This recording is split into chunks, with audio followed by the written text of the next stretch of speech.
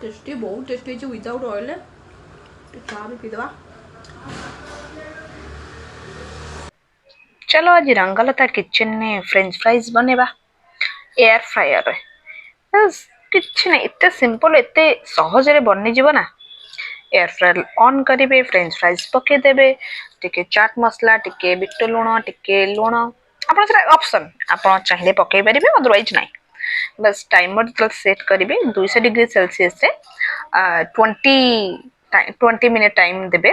मु तो सेटा देइथिली मझे मझे आप खोलिकी चेक भी करें कि ହେଇଛି कि ହେଇନି तो मु मझे मझे खोलिकी चेक भी करूली ହେଇଛି कि ହେଇନି।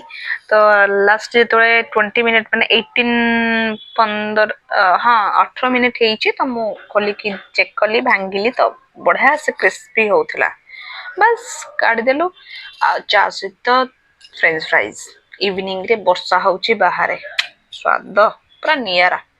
आपण माने बनातु ना जदि एयर फ्रायर न करिवे तेल रे बनातु टिके टिश्यू रे ताको भलसे चापी देबे ता जोटा तेलटा पळी जीवो। एमति तो हमर एते तेल नथिला बिल्कुल भी